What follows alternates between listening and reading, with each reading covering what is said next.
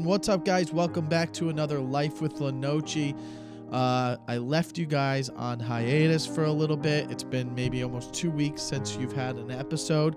Last episode was with my dad. I had him in town for 18 days. He was here. He was here for 18 days, and I think we had minimal fights. Maybe a couple arguments, but a couple times I had to, kind of yell at him. A couple times he maybe snapped at me, but, nothing crazy. Little micro. What are you talking about? Ugh. Like micro, like, come on. What's taking you? Calm down, man. Like just little arguments like that. Like he'll be like, why are you so impatient? I go, I'm not impatient. You're the one being impatient. That's the whole fight. I think one time we were at like Ralph's. We were like, I drove all the way to Ralph's. He said, why did we go so far? I was like, you said you wanted to save money. You want to go to a cheaper grocery store, so I brought you to Ralph's. Because we kept going to like Whole Foods and Bristol Farms, and he was like spending a lot of money. I was like, yeah, it's expensive out here. A lot of complaining about how expensive LA is, which it is, Love the weather. He loves the weather. There's too many people overall, though. He could never live here. He thinks there's too many people. That's what it is. And there is. If you've never been to LA, there is a lot of people. Just as much as anywhere you've been, but more. Besides New York, how about that? The most people are here in America. The most people are here besides New York. That's how many people are here.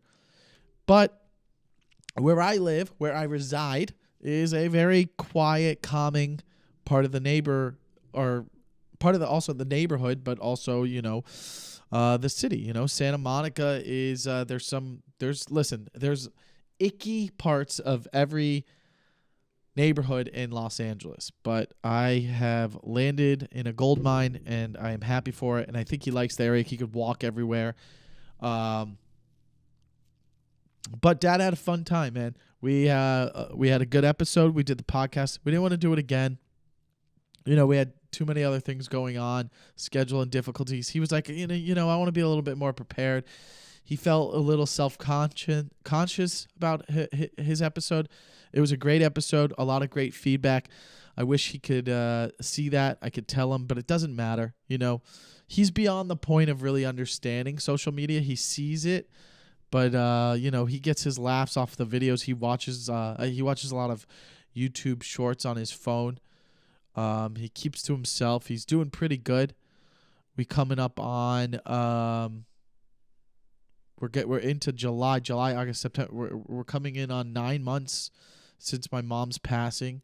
So it was good to have him out here, and he likes it. So I think that he'll be out here a couple times a year, I think, going forward. He's comfortable in this place. He likes it. I took him. He didn't see any of my shows while I was out here because it's too late. He would be in bed by 9. I mean, I think most of my shows would start at the earliest 8, but, I'm out till past 11 or 12 every night that I had a show, so I'd come home late, and he would already be in bed.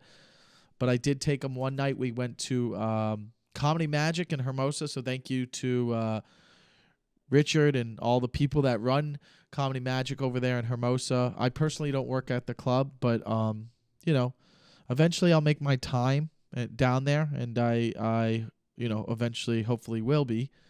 But that being said, they know I know them, and I put in a favor, and Fraser Smith helped me out with that, and we got 2 good seats. We went and watched Jay Leno, and I'm not a big fan of comedy. I mean, I love comedy. I'm a comedian who loves doing stand-up, and I grew up watching stand-up. I watched, George Carlin. I watched Chris Rock. I watched a little bit of Ellen DeGeneres. I remember seeing Robin Williams. Different guys I can't really remember, but I remember seeing the specials. They only came on HBO. That was the only place. I didn't really see the Comedy Central Half Hour Presents till I got to like high school, college. None of them that I really remembered besides Dane Cooks. I think I maybe remember like Dave Attell.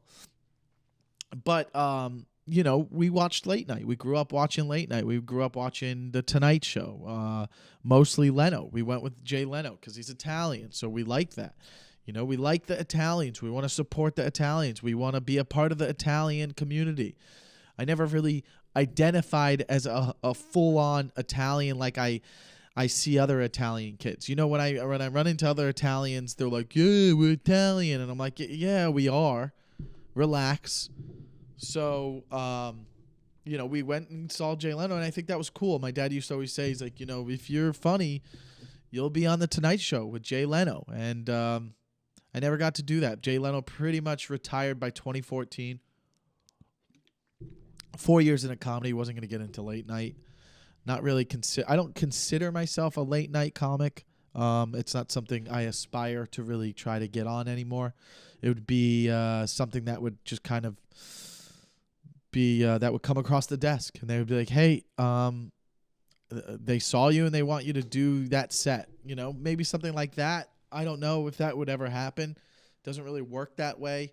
But, you know, I wanted to take him to see it because that was a big part of my childhood. We would watch late night television, and he liked Leno. He watched Letterman towards the later years of my life, but Leno. So we went, and Jay Leno, he did about an hour and a half, and it was really good, really impressive. His first 30 minutes, he was doing late night style jokes. He would go up there and do his one-liners like, a pharmaceutical company recently said they are not distributing a certain pill in certain markets.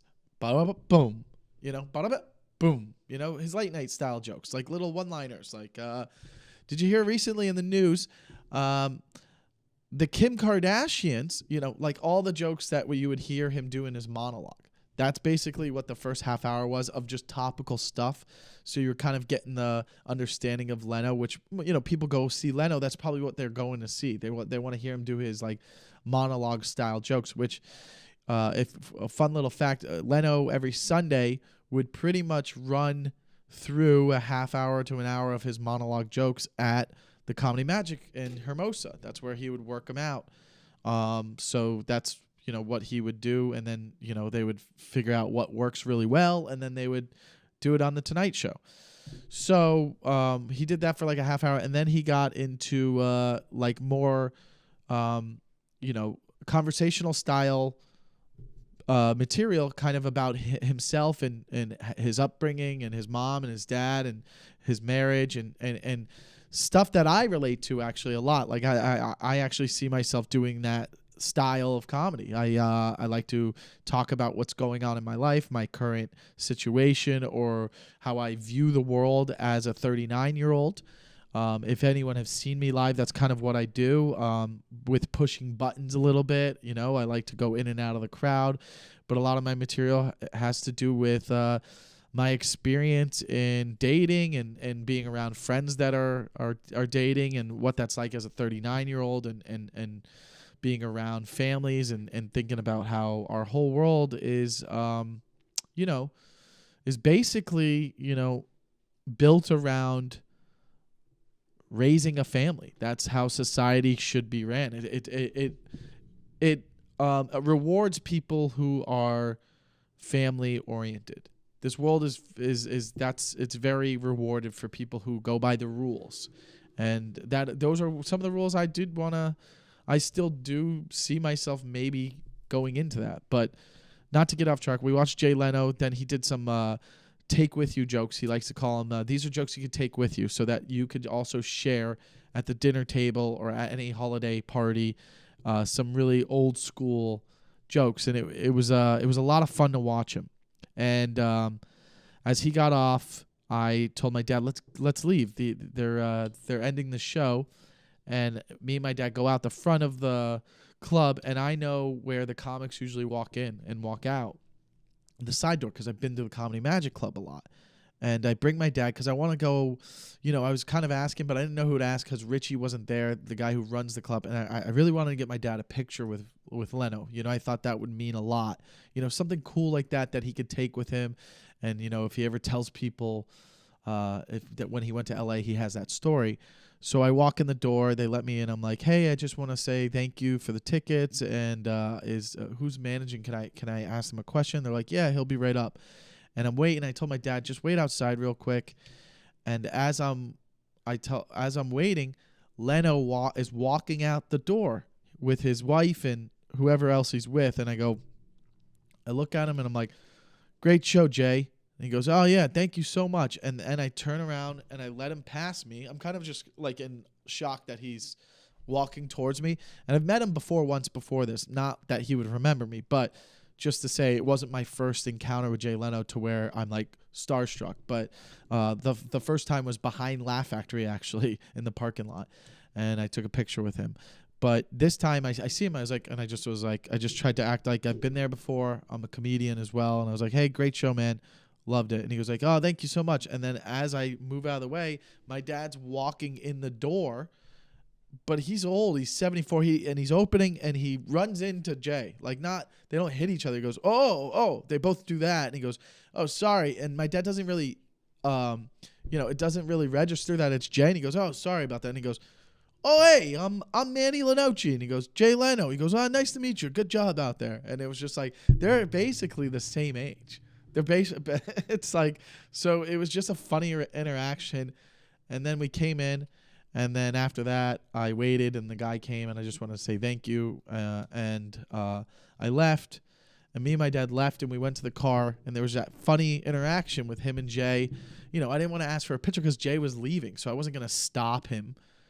And so he got to meet him. That's cool. So it still happened.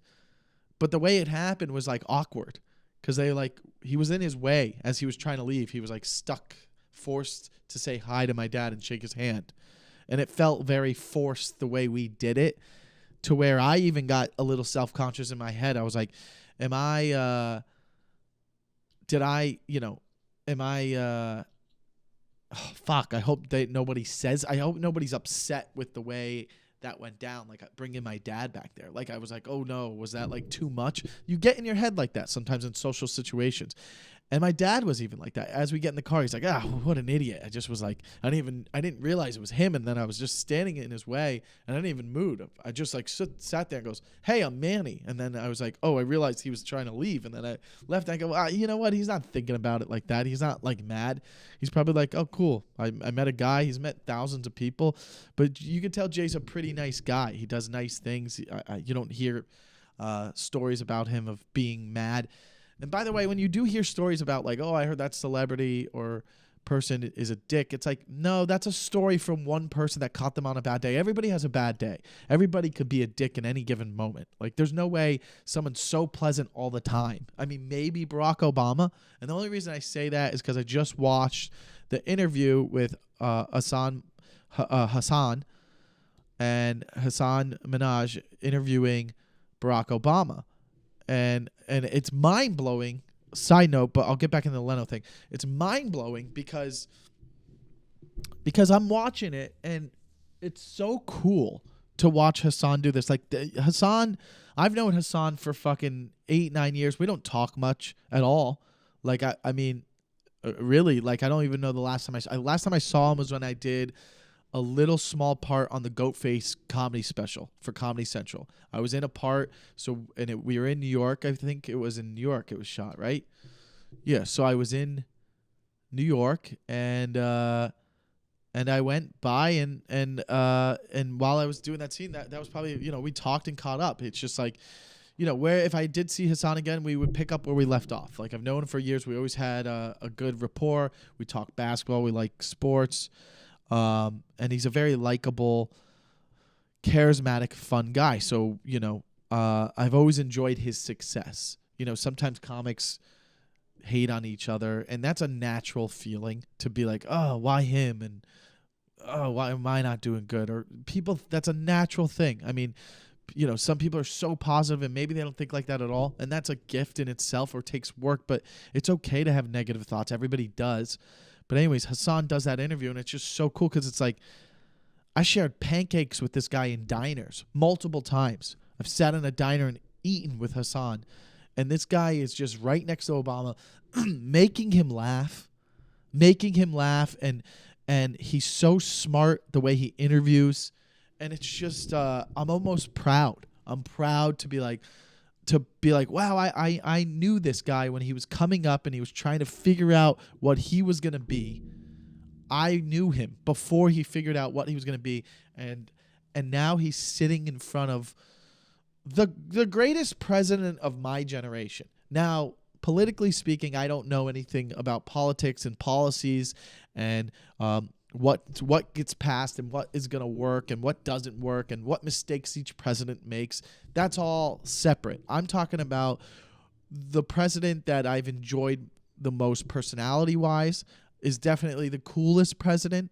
I mean, I remember Bill Clinton was cool, but like as a kid, I don't know what cool is. I was in the 90s. If I was 39 now watching Bill Clinton, you'd be like, oh, he's a cool guy. I would even think younger Bush is a cool guy. I mean, Trump was the only ridiculous one, right? And then Biden's not cool. He's just boring. So, you know what I mean? But like going back, it's just like you're watching, Obama said something. He made a great point. He's like, you don't really know what has been done for a president's term because it's like the analogy he makes is like, let's say you're on a cruise ship and, you're turning the wheel of a cruise ship. And maybe all the work you do as a president, you turn it 1 degree. You're not going to see the movement of the ship right now. But in the long term, that 1 degree makes a huge difference if the ship's going across the Atlantic or something like that. It's like a good analogy is like, if I go like this, I'm doing a straight line to that wall. But like this, over time, that is a wider, bigger difference to, if that makes sense. And I thought that was a great analogy for, really you won't be able to judge presidents for 20, 30 years from now. Then you could be like, whoa, that was crazy. What they did had this effect, if that makes sense. Again, I don't, know much or follow politics a lot, but I do enjoy watching Obama in interviews, and I think he is a very likable, fun person to watch speak. I don't think Trump or Biden is. Either of those two. They're just too old. And I think that, I think there should be a limit to an age. I think 60 or older, you shouldn't be president anymore. I think the age, it should be 35 to 60. And if you're in that window, you can be the president, and you can be, as long as you are elected and if you're elected from that age, then you could stay president. But, and that's all I really have on the politics. But watching Hassan do that interview was really motivating. It was pretty cool, and it was awesome to watch. And I really enjoyed that. So, going back to the Leno thing, taking my dad to see Leno was a pretty special moment because I think going forward, when people ask, how was LA? Do you ever visit your son? You're like, yeah, he took me to see Leno. And that's something he'll always, I think it's special to him. As much as, he downplays things. He's like, I don't care if we want to go see Leno, we can. He's like, I don't know. But like, he enjoyed it. He was laughing. He enjoyed his jokes. And for me, it was special to, do that for my dad, because I'm sure he's had a hard time. We all have, but that was something special. So he was here, and then we have another run-in with a celebrity. We have Luke Wilson, who at the time I couldn't come up with his name. Owen Wilson's brother. We're at the beach, the park here, Pacific Palisades Park, and another interaction with my dad and a celebrity that was a little awkward. There's a Jack Russell Terrier running around the park, and I see it, and I'm like, oh, this looks like a Jack Russell Terrier.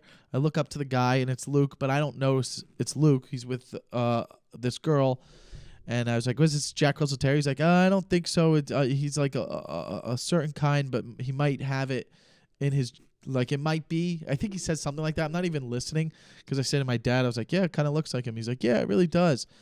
And then we're hanging out, and I look over, and I notice it's Luke, and I go, oh, wow, that's cool. I go, that's one of the Wilson brothers. At the time, I couldn't think of his goddamn name, and I wasn't going to look it up, but I was like, I haven't seen him in years. He looks the same. He looks pretty good. And then my dad's like looking on his phone. He goes, yeah, I think it is a Jack Russell. And he pulls up a picture of our old Jack Russell, And he walks up to Luke and he goes, see, this is a picture of ours. He goes, oh, yeah. He goes, yeah, I think that might be a Jack Russell too. He's like, no, I know what a Jack Russell looks like. He's saying, I don't think that's full Jack Russell. It might have it. He goes, yeah, I know. I was just showing you. And then now there's this awkward thing of like, it's not an argument, but it's like a misunderstanding of what each other person is saying.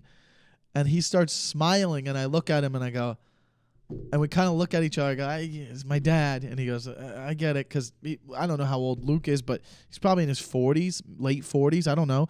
And he goes, I know what they look like. He says, I did a lot of movies with Jack Russells or something like that, which is kind of weird. He was like, why did he have to drop that? Like maybe he wanted you to recognize him. And my dad goes, oh, yeah, I recognize you. And I go, yeah, I hey man, good to see you. And I go, I said I'm a comic, and now I have a great story about how my dad is arguing about dogs with one of the Wilson brothers. I said that because I couldn't think of his goddamn name. And he was cool about it. We laughed, and then as we walked away, I was like, yeah, man, you look great, man. You've aged well. And he goes, your dad, he didn't he? He had a joke. He goes, because I said to him, I don't know why I said that. I was like, yeah, you aged well. Why am I saying that to another guy? I was like, yeah, you aged well. And he goes, yeah, your dad, he did, didn't he? And then I didn't even laugh that hard. And I'm like, I should have laughed harder for him. Or I should have been like, good one, dude. Dude, funny. I should have been like, funny, man. That's funny. Instead, I said, good meeting you, man. And we walked away. And then me and my dad were like, idiots. We both were idiots. And we're having another idiot, awkward situation with two celebrities in 3 days. What are the chances? My dad comes to town. We see all the famous people. But yeah, Dad had a good time. Other than that, we'll get into the stand-up stuff in a second. You know, I want to review because it's been a couple weeks. There's a couple sets I got to recap for you guys that were interesting learning experiences and some feedback for the younger comics. But let's take a minute to go over some of the dates we have coming up. If you are listening, please check out my website.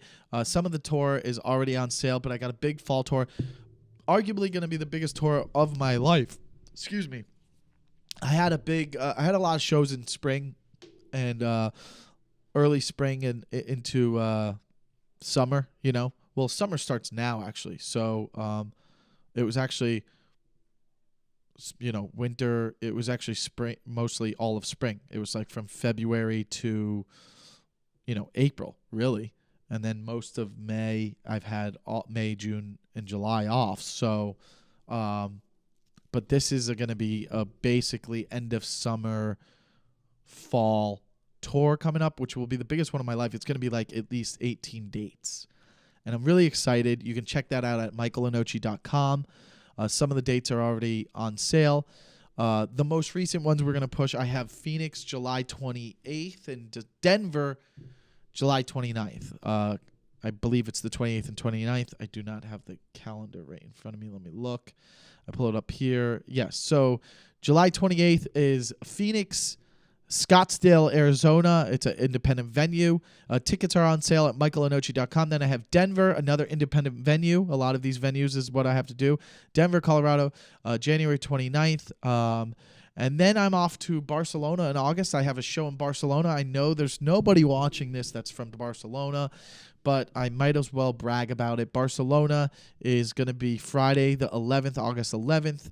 And then I will be in Dublin the 17th, 18th, and 19th. I know nobody is in Ireland listening to this episode, but if you are, there is shows. I'm not headlining. I'm just doing shows in Dublin the 17th through 19th. So if you, I'm sure you could figure out what the venue is and get tickets there, and you could come say hi to me afterwards. And then I will be in Las Vegas from August 28th to September 3rd. I'll be there for a week doing 14 shows. I might have another one I'm setting up outside of the Laugh Factory, but I'm doing the Las Vegas Laugh Factory at the Tropicana. For those, that one, they are not my headlining gigs, so I am not selling tickets, but if you subscribe to my website, I will give you free tickets. If you go to my website and you are in Vegas and you answer the email, you subscribe to the email, you leave an email and let me know where you live. I'll see that you're in Vegas. I will send an invite the week of Vegas and let me know what night you want to come, and I will put you on my guest list, and that's for Las Vegas. After that, we have September. I have Atlanta in the books, September 28th. Tickets are not on sale for that. And then in October, I have Syracuse, Albany, Hartford. I think only Albany is on sale right now. I have the Rec Room in Huntington Beach, October 21st. And then we have Florida. We have Tampa, Orlando, and Boca the week of the 15th, 16th, 17th, and 18th. Those are all on sale as well. And then I will have Jam in the Van, where I am shooting my special. And this one's a big. If you're in Los Angeles, it will be December 9th. Tickets for that should be going on sale tomorrow. So that's December 9th. Jam in the Van. There will be 2 shows. I'll be shooting a special there, and that means a lot to me. So that being said, let's get back into it.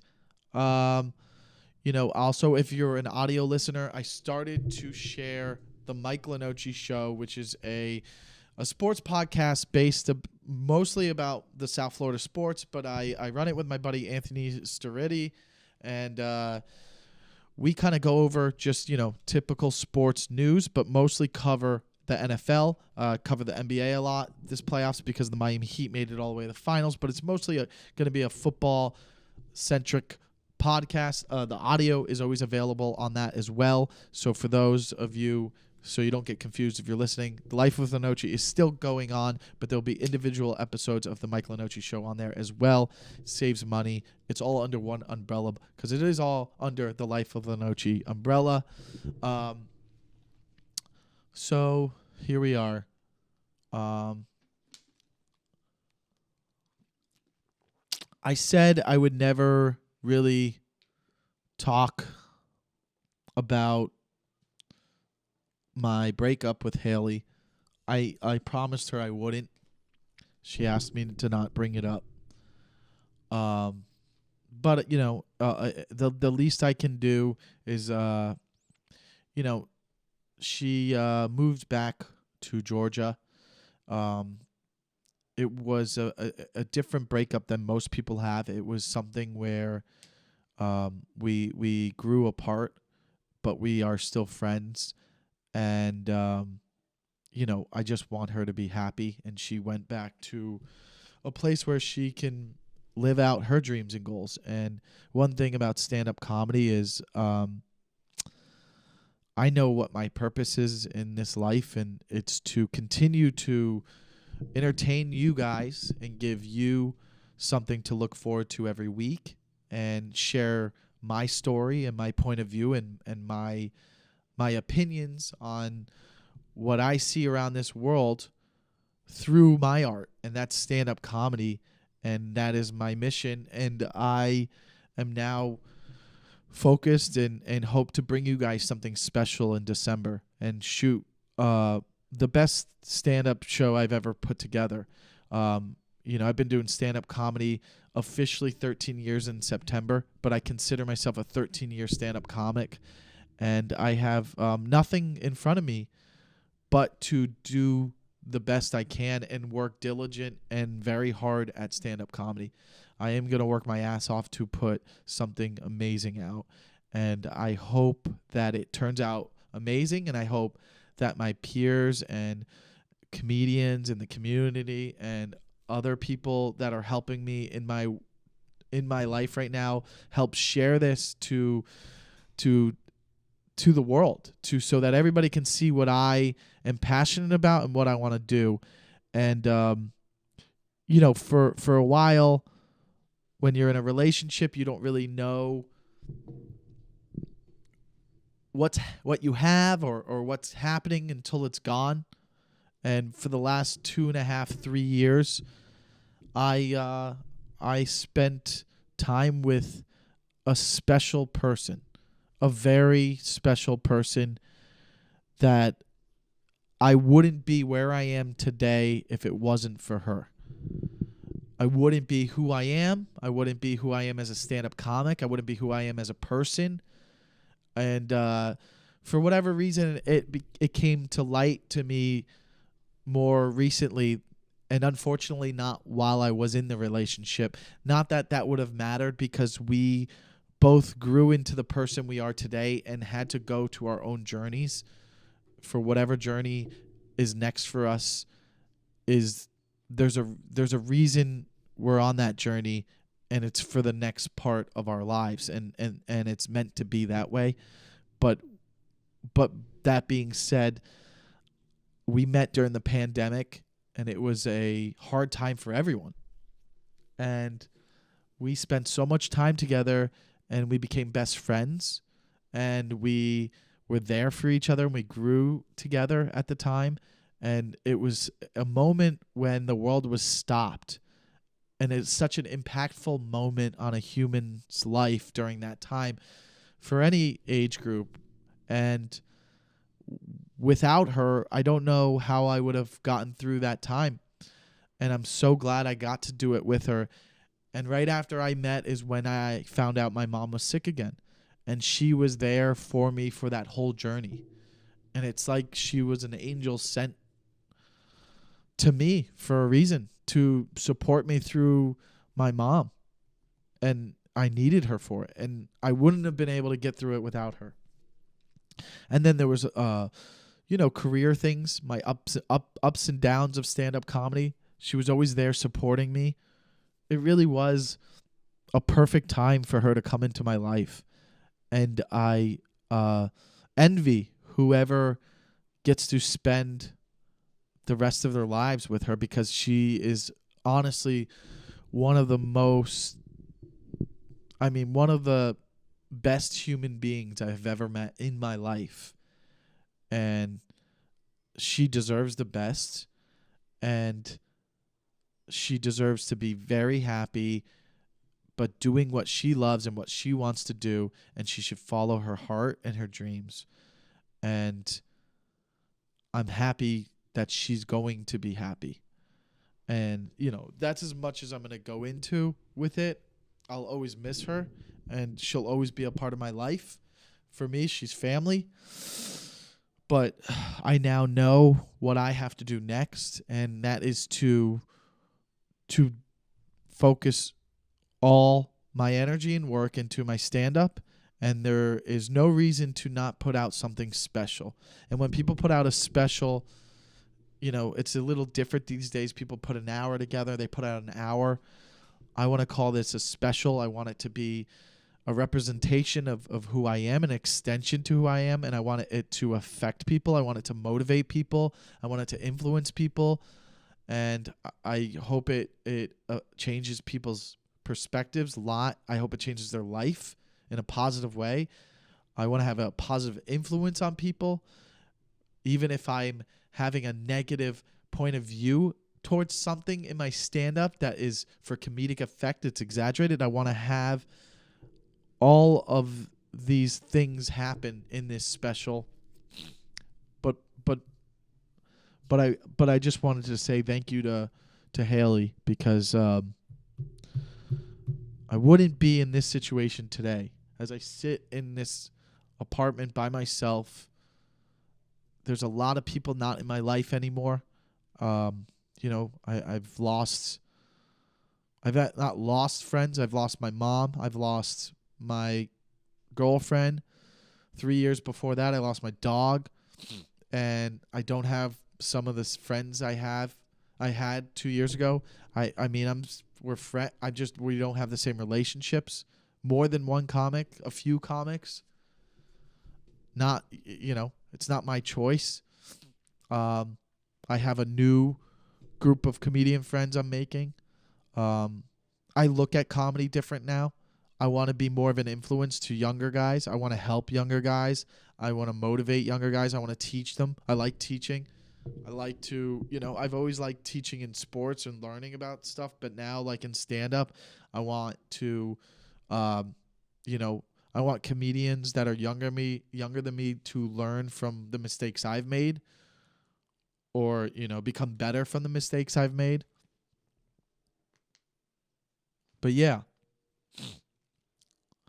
stand up is hard. I see a lot of these young comics, and the one advice I will say is it's detrimental right now in this business to be a young comic, because I would have been doing the same thing, because you're eager and you want to show off your stand-up. And I remember I would post my stand-up on YouTube, because you could post stand-up when you were starting out too. The videos were grainy, but you could post stand-up and you would put it up, and it was a first impression, and people would be like, oh, it's not bad. They'd be like, oh, that's not bad. That's not a professional. But they'll be like, it's not bad. That's crazy. He's doing it. He got laughs. It's not bad. Look, they're laughing. Yes, that's true. But you only get a few first impressions from your peers in industry. That's the difference. When I was posting a clip of me doing 5 minutes when I was 3 years in, I took it down when I got more experience in comedy, because I realized it wasn't as good from the perspective of a more seasoned comic. So now I'm 13 years in. Most comics have been doing it longer. But if you're 7, 6, 5 years in, and you're posting these clips every day because you're chasing the followers, because you want to be touring tomorrow. You want to be doing your hour and touring and selling out weekends tomorrow. You think you're good enough to do that. And that's okay, because we're all delusional. You have to be delusional to work in this business. Delusion is what drives stand-up comedians. Every single comedian that is successful was very delusional for a lot of their career, because they believed they were good enough, and they believed they should have more than what they had, so they kept working, and it drove them. But ultimately, they're one of the most delusional type of humans on this earth, and that's you. I'm talking to you. I'm talking to me. I'm talking to all comedians. You're very delusional people. The problem is technology is so far advanced, it's become bad for the delusional comics, because now you are sharing your delusion to the world.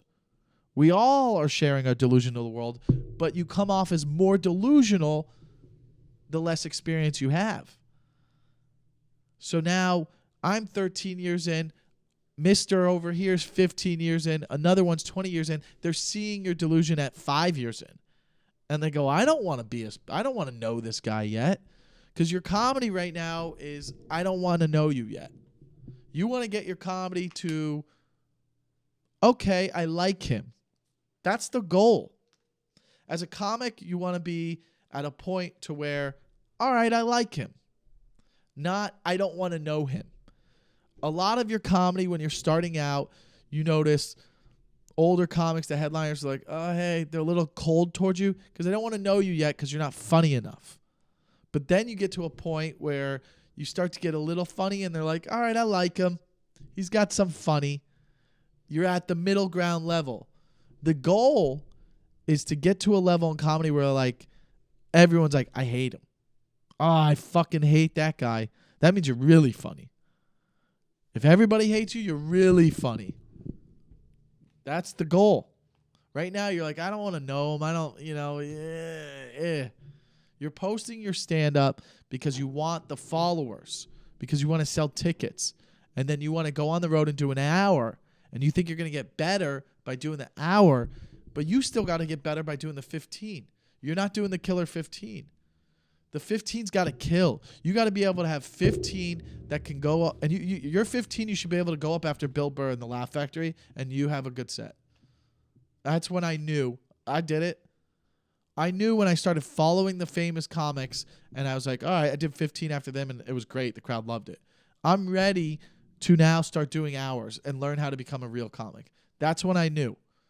You're doing laughs, but really, watch the whole show. Watch the whole show, and you did your 10-minute set, and tell me if it's as funny as the rest of the comics on the show.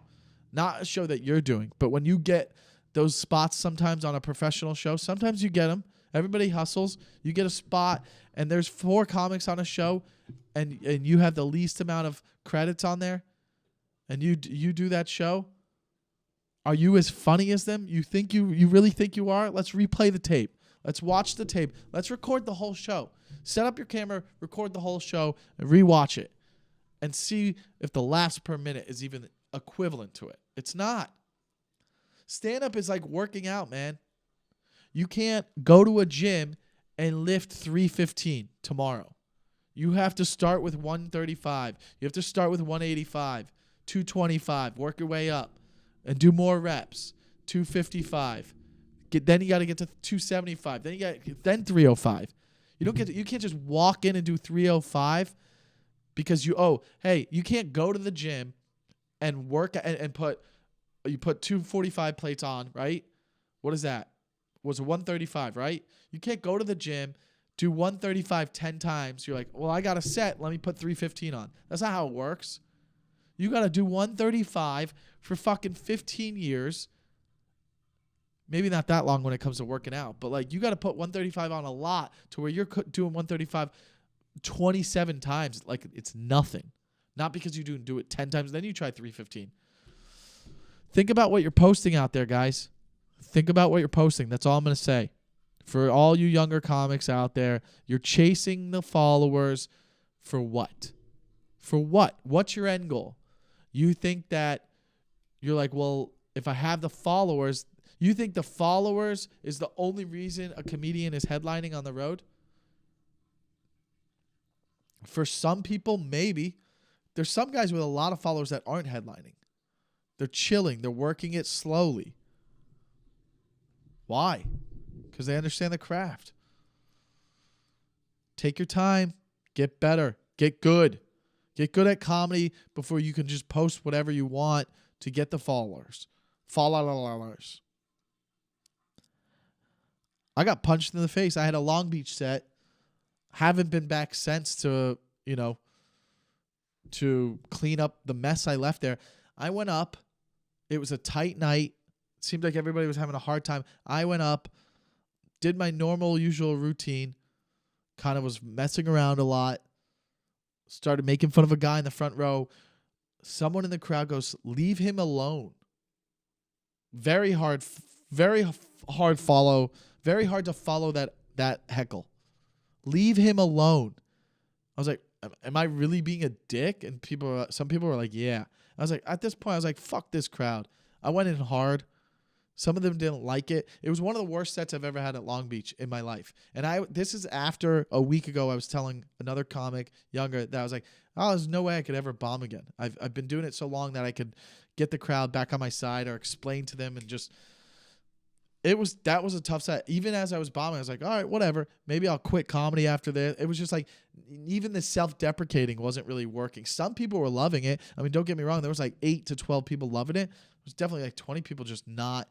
It was just, they were tired at the end. I even apologized. Malik was on after me. I walked up to him before he went out. I was like, sorry about that, man. He was like, nah, it's all good, dude. Then I had to do some East LA show. There was a cholo in the crowd. I can't see. I hate to do a show when I can't see the audience. Couldn't see the audience. I said, shut the fuck up. Guy goes, what the fuck did you say? And I go, well, I'm in trouble. Thank God the comics were there to protect me. This guy wanted to fucking beat the shit out of me when I got off stage. I'm fucking 39. I don't have the time to be worried about walking back to my car. I'm not doing shows like that anymore. As I was doing the show, I'm riffing around, getting laughs up top before this. I said I shut the fuck up part. And I'm like, what am I? I'm not getting any work done here. I'm just fucking around for no reason. For $50? Get out of here, dude. I'm not doing those sets anymore.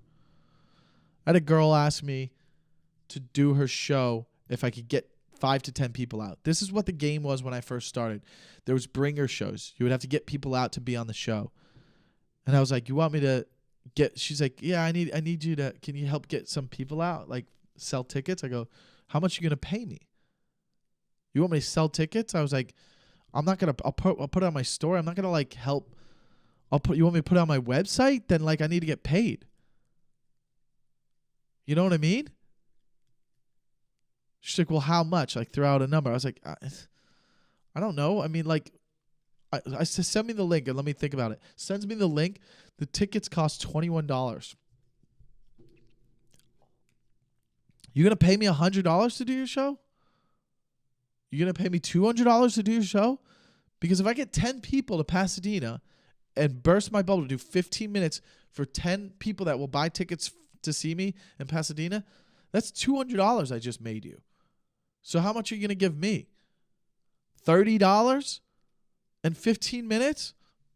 Nah, not doing that anymore. I'm a businessman, not a businessman. I'm a business man. I don't know. Just seemed a little backwards to ask to do that, but certain sets are the way I work now. It's a little different. I have my hour cut it into 3 note cards.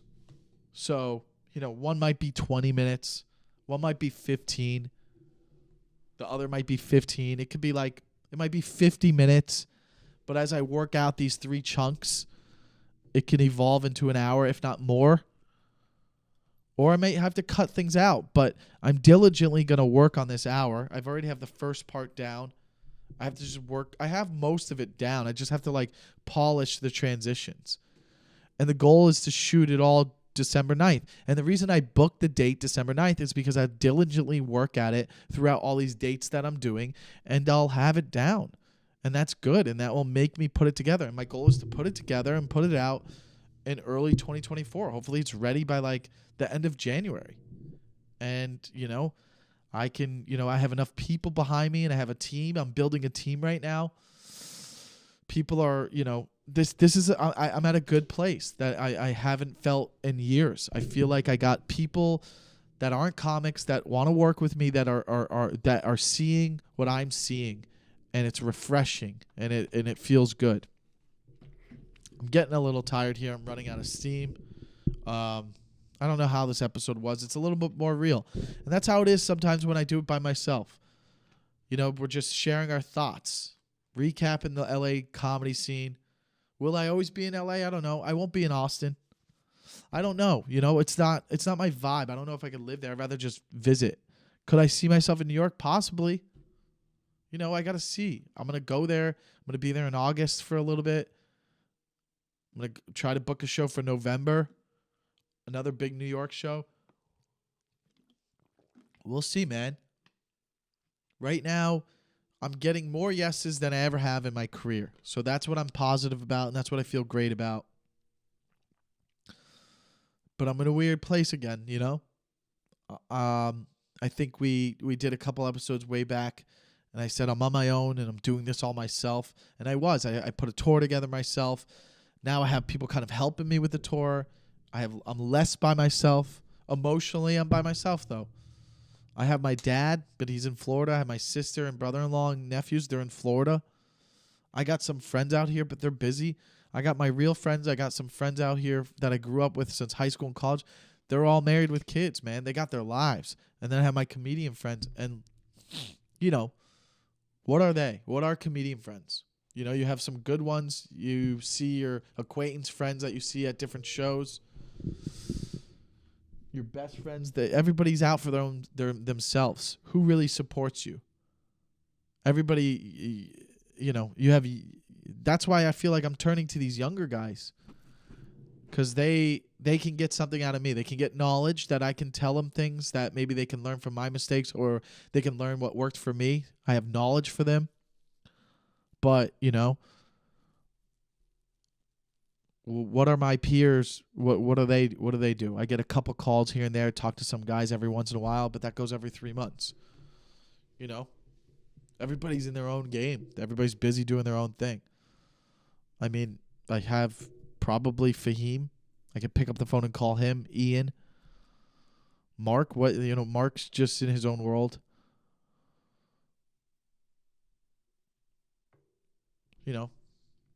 I like some of these younger comics are good, man. They remind you about what you were excited about when you were doing stand-up, when you got into it. you get a little clouded. You get a little bitter. You get a little annoyed. You get frustrated. Instead of looking at all the things that you do have. And I said to Fahim, he was here the other night. Years ago, man, me and Fahim would go to Ralph's and I would buy us food late night. Instead of us going to a diner, I'd go to Ralph's and buy us food on an EBT card. I had an EBT card. This is like 2013, 2014.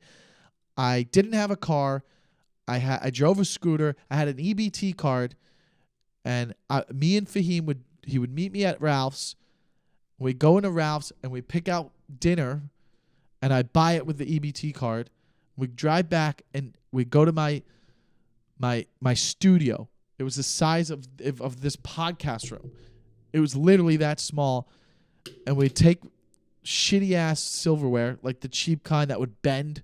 If you pushed too hard into a piece of chicken, it would bend, and you'd be like, all right, that fork's done.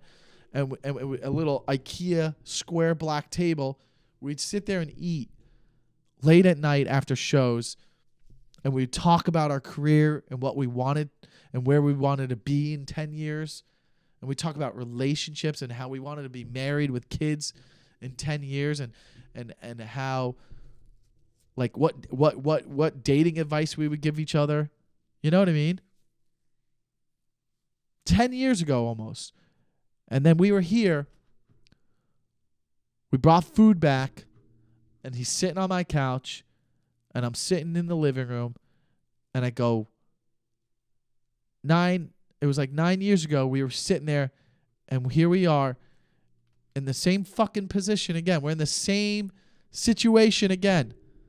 We're sitting here eating food that we Postmated in a way nicer place that's bigger and way nicer cars with way more accolades and achievements in stand-up comedy. How the irony of that. And we're sitting here both going, are we ever going to get married and have a family as we both enter our 39th year? Some things never change. Some things just never changed. You know? That wasn't the plan. That's for sure. That wasn't the plan for us. So, that's all I got this week, man. Thank you guys for watching. Thank you for listening. Make sure you subscribe. Leave a 5-star review if that even matters anymore. If you're on Spotify or Apple, I don't know, what matters anymore. But if you are watching on YouTube, like and subscribe and comment. Help the algorithm. Check out my website for future dates, and we will see you guys soon. Goodbye.